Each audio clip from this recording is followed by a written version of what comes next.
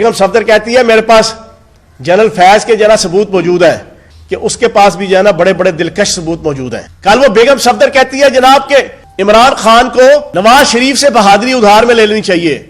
یہ تو بالکل ویسے ہی ہے کہ کوئی کہے کہ سنی لیون سے جو ہے وہ غیرت ادھار پہ لے لو.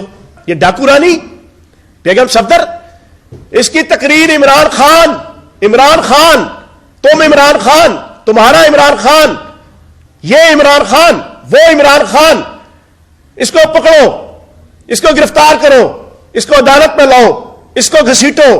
میرا دل راضی نہیں ہوتا، میرا دا نہیں لگتا، میرا دل نہیں لگتا. عمران خان. اور کل تو بلا وجہ بھٹو بھی بڑا لہک اور چہک اور مہک کے بڑا عالمی لیڈر بنا ہوا تھا. اس کو گرفتار کیوں نہیں کرتے؟ اس کو گرفتار کرو. بلا وجہ بھٹو صاحب، اگر آپ بھٹو خاندان اور زرداری خاندان میں نہ پیدا ہوتے تو الماس بوبی نے بھی آپ کو اپنا ملازم نہیں رکھنا تھا. اس مونچھوں والے باندر وزیر لا قانونیت رانا ثناء اللہ، اس کے خلاف وارنٹ گرفتاری جاری کیے ہوئے ہیں کہ اس کو گرفتار کر کے میرے سامنے حاضر کرو. اس کے حوالے سے تو تم جناب انسپیکٹر نرگولی کی طرح ٹانگیں اٹھا کے سلوٹ مارنے لگے ہوئے ہو جناب پرائم منسٹر کو اور وزیر لا قانونیت کو. 11 مہینوں سے ان کی حکومت ہے، اس دلیر شخص کو واپسی کی جرت نہیں ہوئی. اس جرت مند جری جوان شخص کو جو کشمیر کے اگلے مورچوں پہ لڑنے کے لیے گیا ہوا ہے، جو سیاچین کے خط اول پہ پاکستان کی سربلندی کی جنگ لڑ رہا ہے، جو پاکستان سے پیدل حج کرنے کے لیے مکہ مدینے گیا ہوا ہے، جو پاکستان کی معیشت کو اور پاکستان کی معاشرت کو اور پاکستان کی ریاست کو اور پاکستان کے جغرافیہ کی حفاظت کے لیے کلاشن کوف اپنے کندھے پہ ڈال کے شہادت کی آرزو لے کر واگا بارڈر پہ کھڑا جناب ملک کی خدمت کر رہا ہے.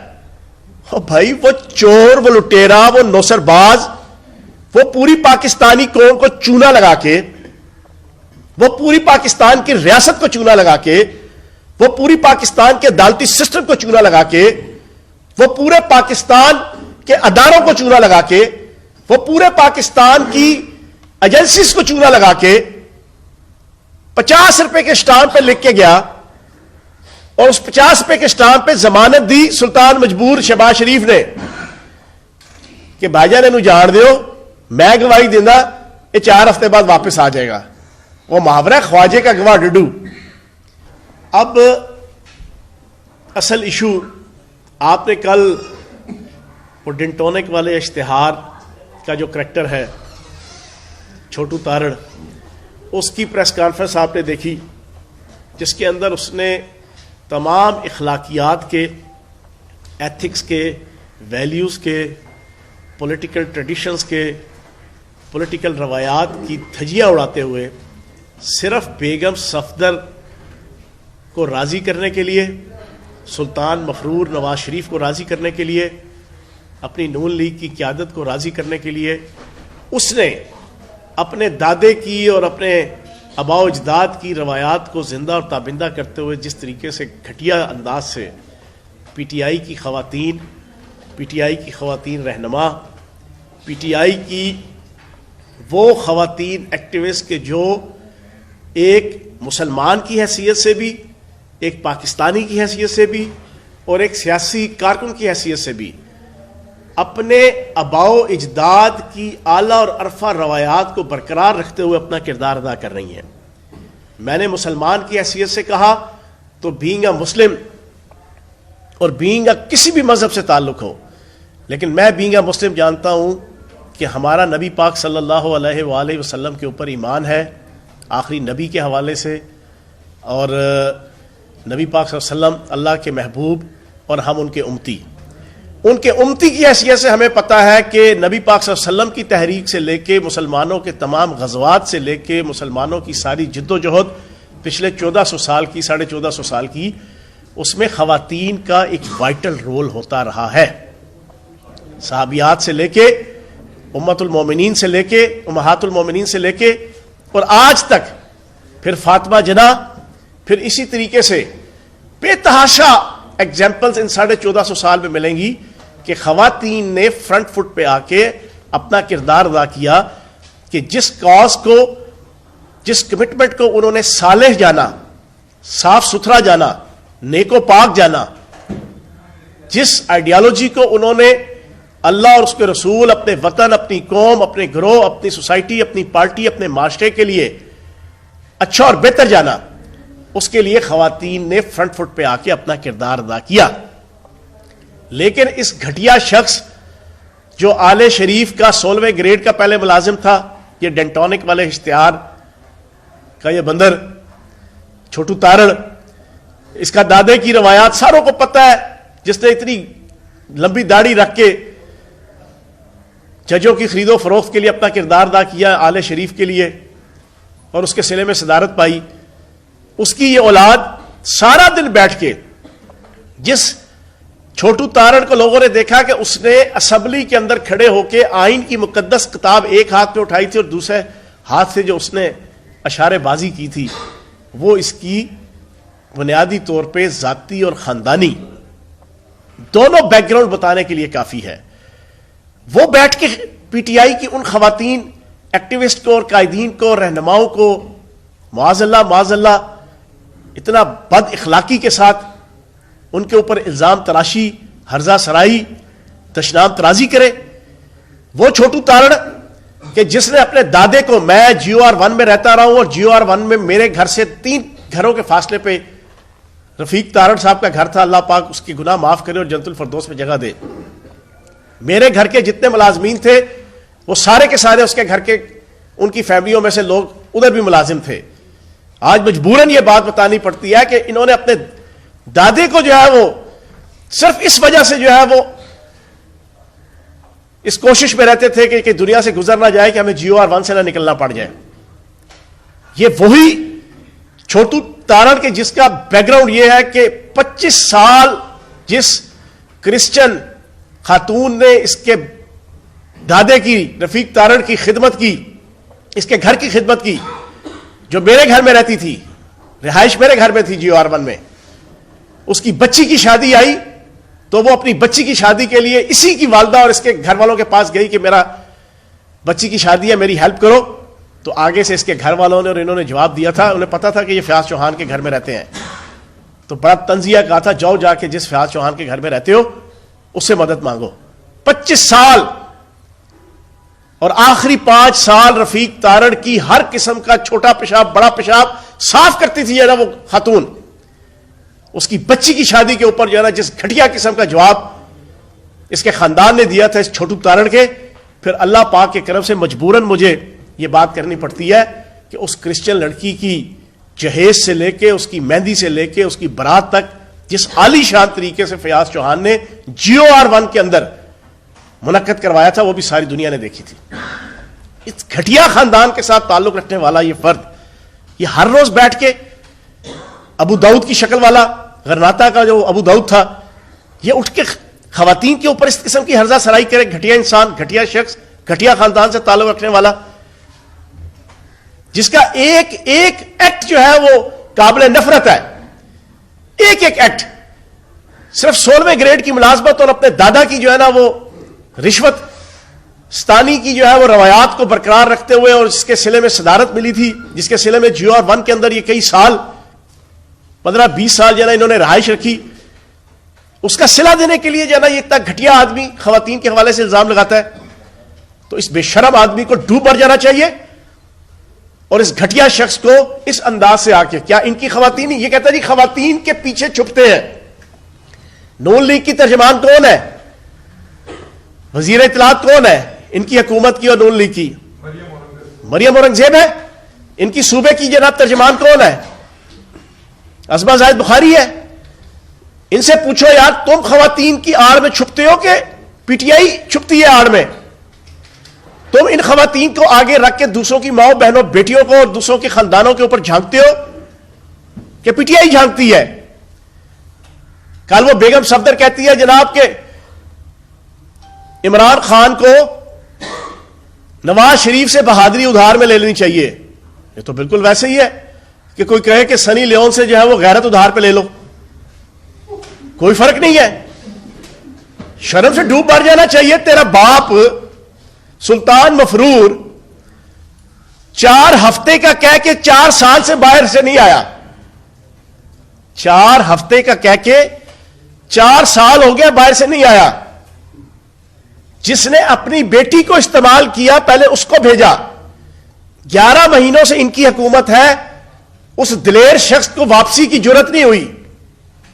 اس جرت مند جری جوان شخص کو جو کشمیر کے اگلے مورچوں پہ لڑنے کے لیے گیا ہوا ہے, جو سیاچین کے خط اول پہ پاکستان کی سربلندی کی جنگ لڑ رہا ہے, جو پاکستان سے پیدل حج کرنے کے لیے مکہ مدینے گیا ہوا ہے, جو پاکستان کی معیشت کو اور پاکستان کی معاشرت کو اور پاکستان کی ریاست کو اور پاکستان کے جغرافیہ کی حفاظت کے لیے کلاشن کوف اپنے کندھے پہ ڈال کے شہادت کی آرزو لے کر واگا بارڈر پہ کھڑا جناب ملک کی خدمت کر رہا ہے.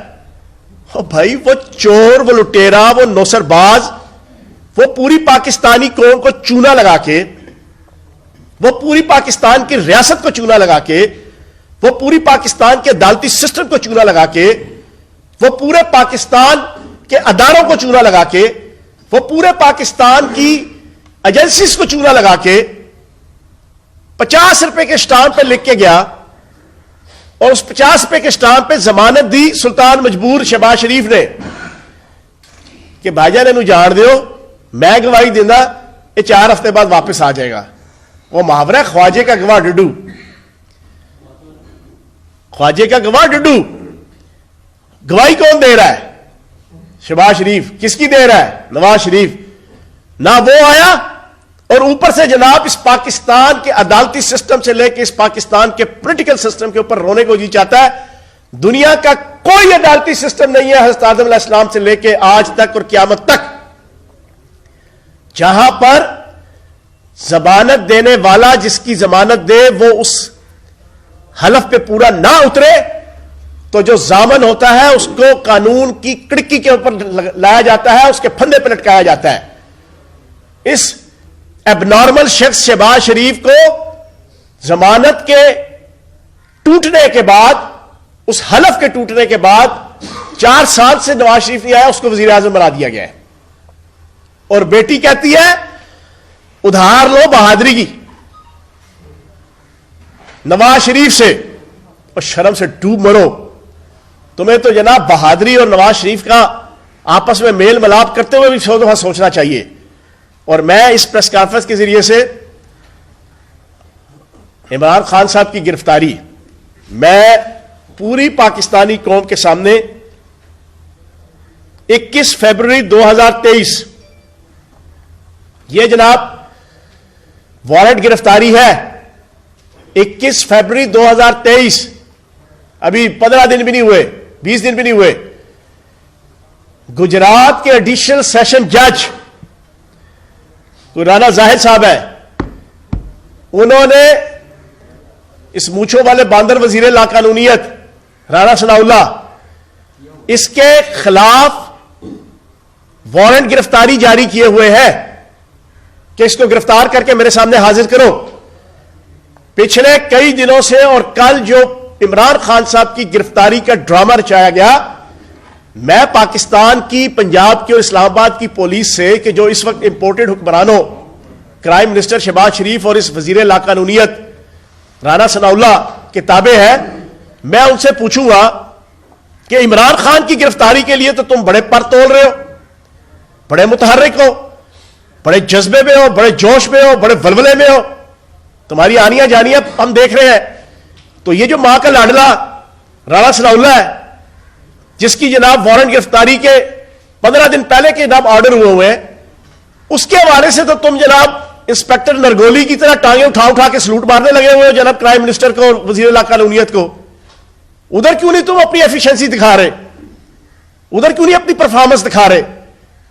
یہ پوری دنیا کے سامنے اس وقت میں رکھ رہا ہوں. 21 فروری 2023 رانا زاہد ایڈیشنل سیشن جج گجرانوالہ گجرات, اس نے ڈی پی او گجرات کو وارنٹ جاری کیا ہوا جو میں نے آپ کے سامنے دکھایا ہے کہ اس وزیر لاقانونیت کو گرفتار کر کے میرے سامنے حاضر کرو. وہ تو دندناتا پھر رہا ہے, ادھر تو کوئی پولیس نہیں جاتی. عمران خان کی طرف بھاگے بھاگے آتے ہو, اور پھر یہ کہتے ہیں جناب ہر روز پریس کانفرنس، ساروں کو بخار ان کا دیکھیں. میں آج کی اس پریس کانفرنس کے ذریعے سے ایک چیلنج دے رہا ہوں پاکستان کے تجزیہ نگاروں کو، پاکستان کے اینکرز کو، اور پاکستان کے جرنلسٹ کو، اور پاکستان کے کالمسٹ کو، اور پاکستان کے درد رکھنے والے اہل صحافت کو، کہ آج میری پریس کانفرنس کے بعد اگلے 7 دن آپ نے انالیسس کرنا ہے عمران خان صاحب کی تقاریر کا اور بیگم صفدر کی تقاریر کا، بلا وجہ بھٹو کی تقاریر کا. آپ نے ان کا کمپیریزن کرنا ہے. عمران خان تقریر کرے گا، ان کی تقریر کا 95% حصہ ہوگا کہ ملک کے معاشی حالات کیا ہو گئے ہیں، اس کے فیکٹس اینڈ فگرز کیا ہیں، پہلے پاکستان کے معاشی حالات کیا تھے، مائکرو لیول کے انڈیکیٹر کیا تھے، میکرو لیول کے انڈیکیٹر کیا تھے، ایکسپورٹ لیول کیا تھا، امپورٹ لیول کیا تھا، ڈائریکٹ فارن انویسٹمنٹ کیا تھی، سیونگ کیا تھی، ایگریکلچر گروتھ ریٹ کیا تھا، G D P growth rate کیا تھا، انڈسٹریل گروتھ ریٹ کیا تھا، صحافت کے اندر ہمارا امیج کیا تھا، دنیا کی مختلف آرگنائزیشن یو این او سے لے کے مختلف آرگنائزیشن میں پاکستان کا امیج کیا تھا، اور آج کیا ہے. اور کل اگر ہمارا جو مطالبہ ہے کہ جنرل الیکشن فوری طور پہ سارے کروائے جائیں، اگر وہ ہو جاتے ہیں تو پاکستان ان مسائل اور مصائب سے نکل کر کن کن معاشی حالات کا شکار ہو سکتا ہے، بہتری کی صورت بھی اور ورس صورت بھی.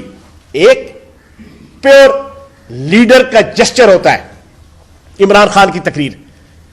دوسری طرف یہ ڈاکو رانی بیگم صفدر، اس کی تقریر عمران خان، تم عمران خان، تمہارا عمران خان، یہ عمران خان، وہ عمران خان، اس کو پکڑو، اس کو گرفتار کرو، اس کو عدالت میں لاؤ، اس کو گھسیٹو، میرا دل راضی نہیں ہوتا، میرا دا نہیں لگتا، میرا دل نہیں لگتا. عمران خان صبح شام عمران خان. تجزیہ کریں گے میرے اس پریس کانفرنس کے بعد. 95% تقریر عمران خان کو دشنام ترازی کے اوپر ہوتی ہے، بلا وجہ بھٹو سے لے کے بیگم صفدر تک. اور کل تو بلا وجہ بھٹو بھی بڑا لہک اور چہک اور مہک کے بڑا عالمی لیڈر بنا ہوا تھا. اس کو گرفتار کیوں نہیں کرتے؟ اس کو گرفتار کرو. بلا وجہ بھٹو صاحب، اگر آپ بھٹو خاندان اور زرداری خاندان میں نہ پیدا ہوتے تو الماس بوبی نے بھی آپ کو اپنا ملازم نہیں رکھنا تھا. یہ بھی سن لیں، تمہاری اتنی اوقات ہے، تمہاری خوش قسمتی ہے کہ تم اس خاندان میں پیدا ہو گئے ہو، ورنہ جو ٹیکنیکل فالٹ تمہارے اندر ہے نا، الماس بوبی نے بھی تمہیں جنا اپنا ملازم نہیں رکھنا تھا. یہ باتیں کرنا چھوڑو، پرفارمنس کی طرف توجہ دو. پاکستان ڈوب گیا، پاکستان کی معیشت ڈوب گئی، پاکستان کا زر مبادلہ کے ذخائر ڈوب گئے، پاکستان کی عوام 40% مہنگائی کا شکار ہو گئی. آئی ایم ایف سے 1 ارب 20 کروڑ ڈالر لینے کے لیے پاکستان کی تمام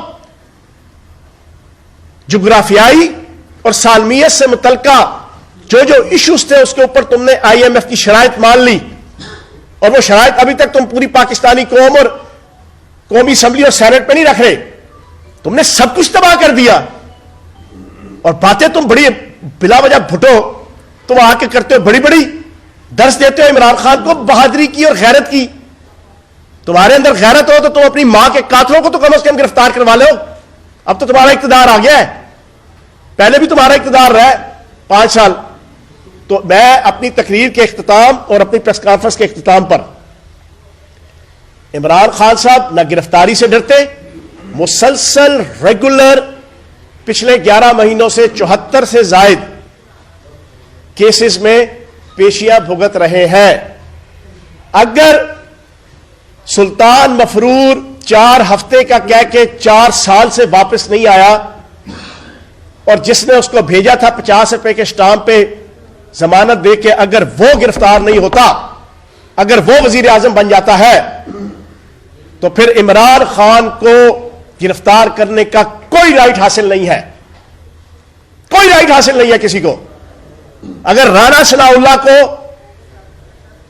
ایڈیشنل سیشن جج کی جناب وارنٹ گرفتاری کے اوپر ابھی تک گرفتار کرنے کے لیے کوئی ایکٹیویٹی نہیں ہوئی، تو پھر عمران خان کو بھی گرفتار کرنے کا کوئی رائٹ نہیں ہے.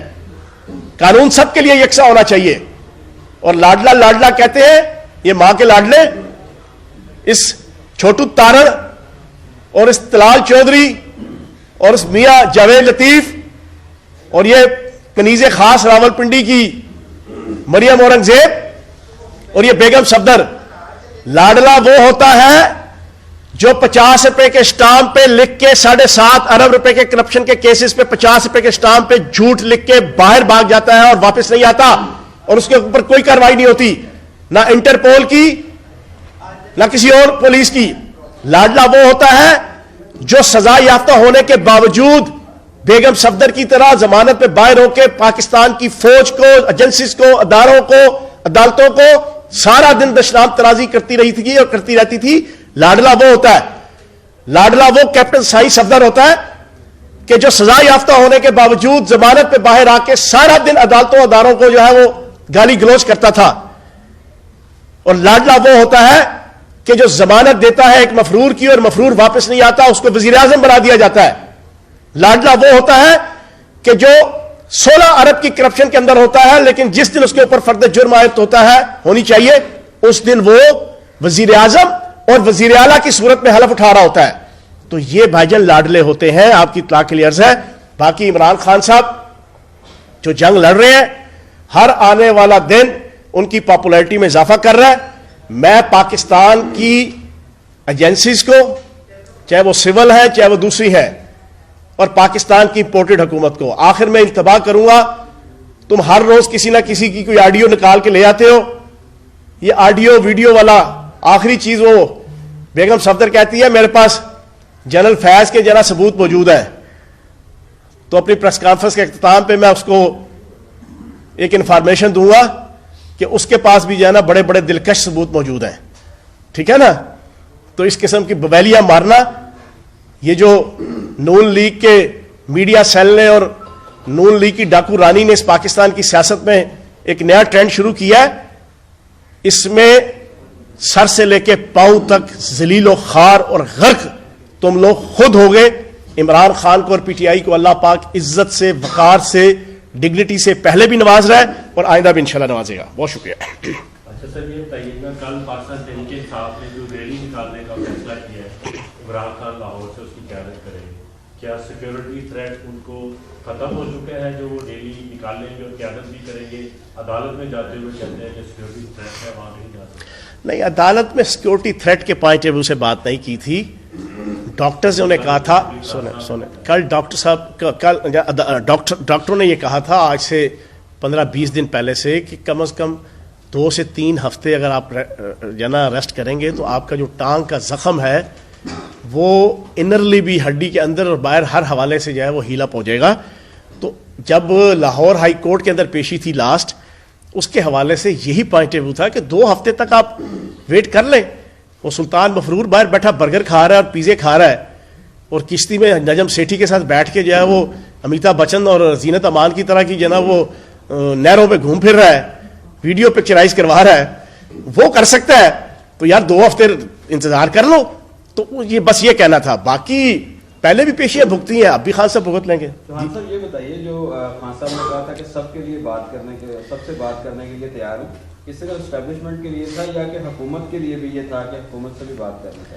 یار دیکھیں, ملک اس وقت ڈوب گیا ہے. ساروں کے سامنے $2.5 ارب کے آپ کے پاس ذخائر ہیں. وہ بھی اس وجہ سے ہیں کہ آپ نے ایل سیز نہیں کھول رہے کئی ماہ سے, امپورٹ ایکسپورٹ بند ہوئی ہے.